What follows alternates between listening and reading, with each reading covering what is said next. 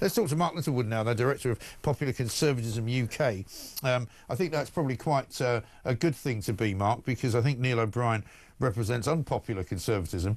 He just stood there on College Green criticising Labour, and it sort of doesn't wash over anybody at all, because everyone goes, well, hang on a minute, you guys were in for 14 years, you sat in cabinet meetings, you didn't do anything. Yeah, it's a fair criticism, Mike, and I think it goes to the enormous task that Kemi Badenoch's got, because she can say that the Conservative Party is under new management and new leadership, but has it changed its spots? What's the explanation for really such a disappointing outcome after 14 years of Conservative government? Taxes at their highest level since the Second World War, government spending out of control, regulation out of control. If you'd just taken a snapshot when the Conservatives got into office in 2010 and another snapshot when they left office in 2024, you might have assumed there was 14 years of socialist government.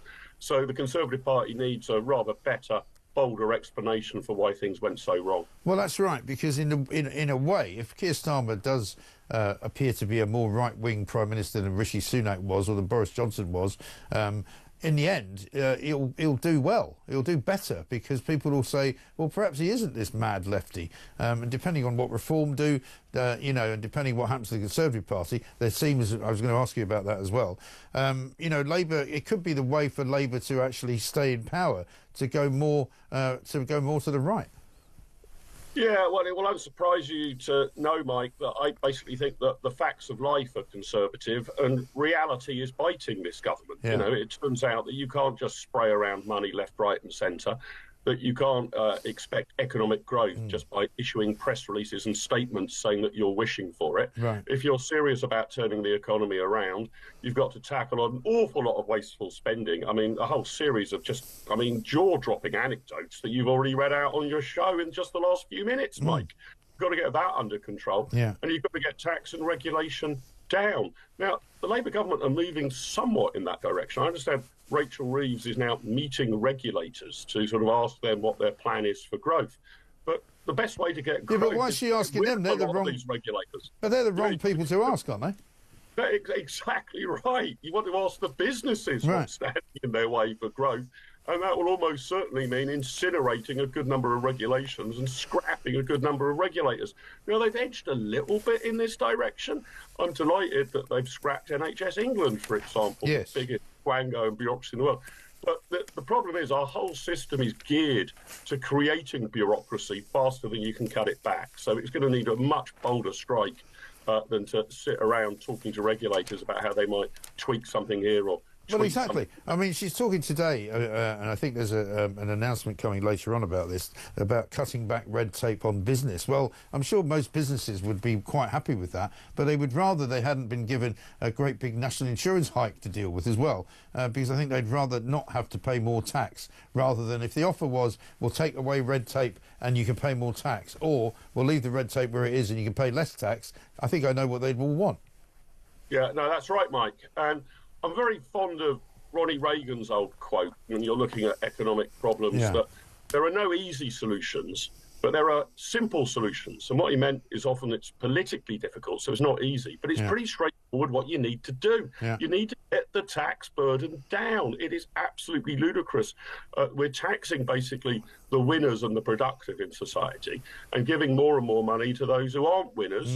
And are net beneficiaries. Now, if you keep transferring money from those who are working hard and innovating and producing businesses and giving it to those who aren't, guess what? Your economy remains on the floor with virtually zero economic growth, probably even going backwards.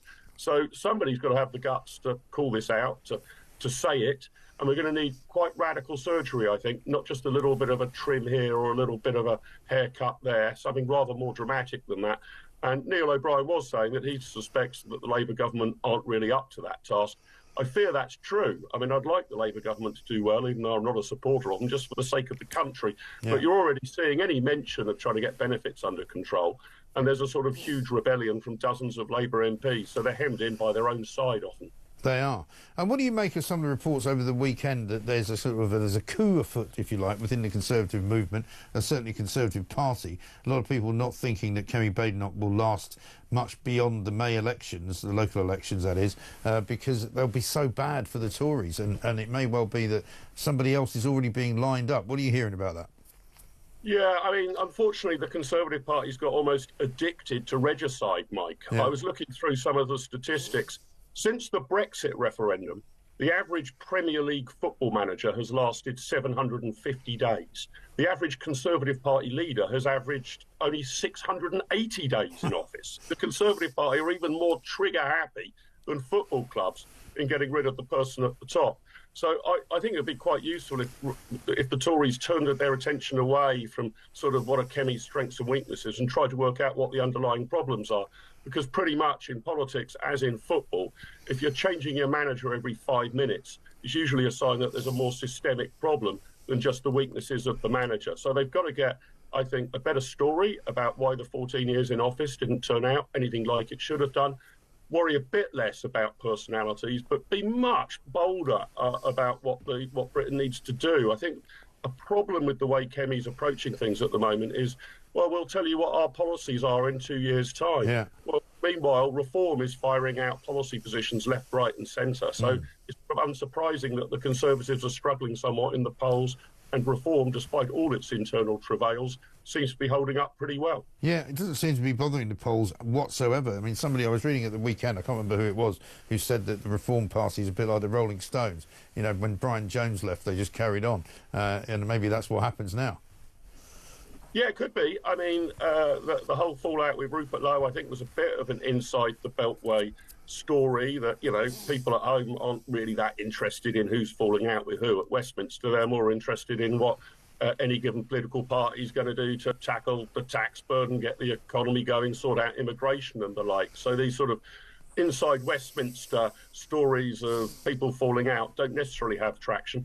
I think a little bit of a problem for Reform and Nigel Farage, though, is if it plays into a story that he finds it pretty difficult to work with people, especially high-profile people of talent, that might actually stem what otherwise could have been further defections from the Conservative Party to Reform. It might be that Tory MPs, any who are thinking that maybe they should jump in that direction, are scratching their head a bit more and saying, well, if he's likely to fall out with Rupert Lowe, then probably he'll fall out with me. So the actual long-term effect of it could be that it stems Reform's growth somewhat in terms of its parliamentary ranks, if there are any Conservatives who are thinking of moving over.